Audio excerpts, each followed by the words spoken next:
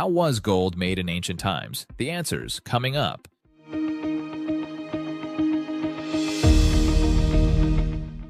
Let's face it, gold has captivated civilizations throughout history, totally hypnotizing humans with its shine and its worth. That's why ancient folks saw gold as the top symbol of wealth, power, and even godliness. But ever wonder how they made this precious metal back then? Today, we will discuss the mysteries of gold's origin and the processes by which it was formed in ancient times. Ready to dig in? A quick note before the video starts. Due to the unprecedented rise of inflation rates, we affiliated with Augusta Precious Metals, the #1 Gold IRA company in the United States, voted by Money Magazine. Now, as a subscriber of this channel, you may be eligible to receive free gold when you open a Gold IRA account with them.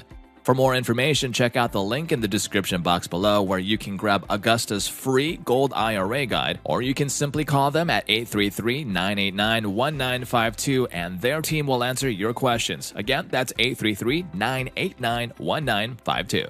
Now back to the topic at hand. Gold's natural formation. This precious yellow metal, that glowing symbol of wealth and beauty, didn't just pop into existence. It's the result of incredible natural processes over millions of years. Its origin lies deep within the Earth's crust, where a complex interplay of geological forces sets the stage for its creation. Gold usually forms in hydrothermal systems where hot fluids mix with rocks. These fluids, rich in minerals and metals, circulate through fractures in the Earth's crust, carrying the building blocks of gold. One of the main ways this metal is made involves volcanoes. When a volcano erupts, it pushes these fluids toward the surface. As the fluids get close to the surface and interact with minerals and rocks, they dissolve and carry tiny gold particles, gradually accumulating in cracks and cavities. Now, as these fluids cool off and the pressure drops, the gold-laden fluids go through some chemical changes. This causes the gold particles to fall out and settle in the cracks within the rocks. These veins of gold, often mixed with quartz or other minerals, are what miners hit up when treasure hunting. In addition to this volcano-inspired method, Mother Nature has other tricks up her sleeve. Placer deposits, for example, result from the erosion of gold-bearing rock. Imagine rivers and streams acting like giant conveyor belts, carrying sediments downstream. The heavy gold particles drop off in places where the water slows down, like riverbeds or at the foot of mountains. And voila, that's how we get those cool yellow nuggets. All the conditions needed to form this precious metal are pretty precise. It's all about having the right temperature, pressure, fluids, and host rocks. That's why gold is pretty rare in the Earth's crust and why finding it is such a big deal. So thanks to nature working its magic for millions and millions of years, we get these awesome goodies brought from deep down in the earth to the surface, ready for us to dig up and cherish. Ancient gold mining techniques. Looking for this precious metal was a serious business for our ancestors, and they devised clever ways to find it. Whether it was in calm riverbeds or on the side of a rugged mountain, they were on it. So let's check out some of these cool ancient mining techniques that let people dig up all that hidden gold. Placer mining. This is old-school gold hunting. People would sift through the loose mineral in riverbeds or alluvial deposits. They'd use pans or wooden plates, scoop up some dirt, and gently swirl it around. The light materials would wash away, leaving the heavier gold particles. This process, known as panning, required skill and patience, but was highly effective in recovering significant amounts of gold. Sluicing. This is a bit more sophisticated, but still super effective. Here, miners would use a long, tilted box called a sluice box.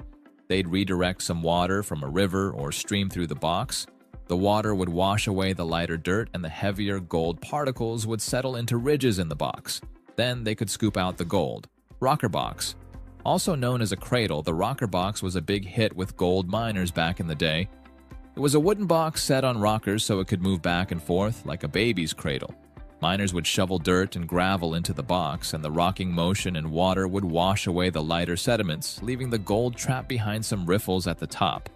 Dry washing. For places where water was hard to come by, this method was the way to go. Miners would use a special machine called a dry washer to blow air and shake up the dirt or gravel. The light materials would get blown away, and the heavier gold would fall onto screens or riffles for collection. Underground mining. As time went on, people started to get even more inventive with their mining. For gold deposits buried deep down, they'd dig tunnels or shafts to reach the gold. Using picks, hammers, and chisels, they'd break out the gold-bearing rock and then process it to separate the gold from the rest of the minerals. So, as you can see, our ancestors were ingenious when finding gold. It's no wonder that gold has played a big role in human history. Extraction and refining processes. After ancient people dug up all that shiny metal, they had to figure out how to clean and prepare it for use. They had to break up the rocks, get the gold out, and remove any impurities. Let's see how they did it. Crushing and grinding. It all started with some good old-fashioned elbow grease. Using stone hammers or pestles, ancient miners had to smash up the gold-bearing rocks into small pieces. The idea was to increase the surface area of the ore so they could get at the gold more easily. Amalgamation. So once they had their rock all crushed and ground up, they mixed the powder with mercury.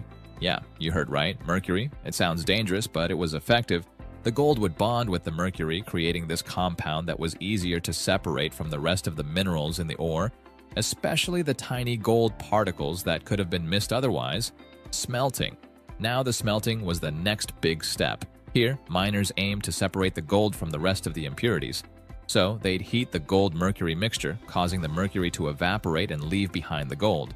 This needed some serious control over temperature and airflow. You wouldn't want to lose any of that precious metal. Cupellation. Up next was this ancient process called cupellation, where they'd take the gold from smelting and put it in a cupel, a kind of dish made from bone ash or something similar. The cupel was then heated, causing the remaining impurities to separate from the gold. It was like a super gold detox, you could say. Parting. Lastly, they had this neat trick to separate gold from other precious metals like silver. They would dissolve the alloy in nitric acid, which would selectively dissolve the silver and leave behind the gold, kind of like giving the gold a bath and scrubbing off all the silver. What's cool is that these ancient techniques became the building blocks for modern gold extraction and refining methods. The spirit of innovation from these early gold seekers still shines in today's gold industry. Amazing how far we've come, isn't it? Using technological advancements. It's not news that we're all a little obsessed with gold. I mean, people have been chasing after this shiny metal for centuries, and over time they've devised many impressive ways to dig and refine this metal. Let's take a look at how ancient societies leveled up their gold game, improved mining tools. As people got smarter, so did their tools. Those ancient miners developed better versions of their picks, shovels, and hammers. Not only were these tools stronger, but they were also more efficient, making it easier to dig deeper, hit harder rocks, and boost their gold-finding game. Water-powered mining.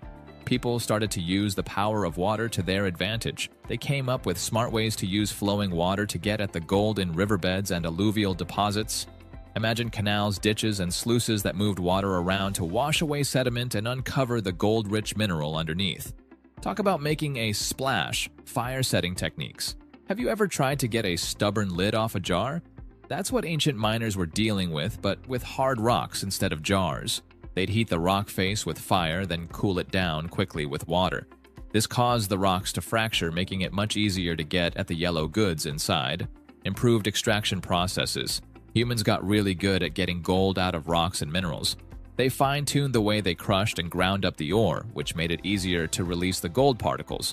All this led to higher gold yields and more efficient extraction overall, furnaces, and smelting techniques. This is where things really heated up. People started using advanced furnaces that could reach higher temperatures, making it easier to separate gold from impurities. They also developed better smelting techniques like blowpipes and bellows to control the air supply and make the process more precise and efficient.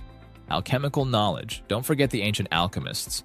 They played a huge role in these tech advancements. They experimented and learned more about chemical reactions and refining processes, which helped them extract and refine gold in more controlled ways. The cool thing is that these ancient breakthroughs are why we can extract and refine gold so efficiently today. They laid the foundation for the mining and refining practices we use now and shape the gold industry as we know it. Now you know how the ancients get gold. It's just amazing how much our ancestors accomplished in the pursuit of this precious metal. Their knack for innovation, creativity, and their grasp of technology totally changed the game when it came to mining and refining gold. Our ancestors' methods set the groundwork for our modern gold mining industry. All the things they discovered through centuries of trial and error have helped make our current mining and refining processes what they are. And let's be honest, we're just as crazy about this yellow metal now as our ancestors were. We wear it as jewelry, stash it away as a secure investment, and admire its historical and cultural significance. Gold is, and always will be, a big part of our lives. But gold's role isn't just ornamental. Now, you can use this precious metal to hedge against economic downturns. Curious whether you fancy holding onto physical coins or are considering buying them in an IRA? Check out our #1 recommended Gold IRA company in the US, Augusta Precious Metals. They will help you diversify your portfolio with gold and silver, and guess what? They make it as easy as pie, are there for you every step of the way, and will handle 95% of the paperwork with you. Just call the team at Augusta at 833-989-1952 and learn more about how they can help you. You can also grab their guide and get a free gold coin when you open a Gold IRA account with them. All the details are there for you when you scroll down below to the description box. Just click on that link. Thanks for watching today, and we'll catch you at the next one.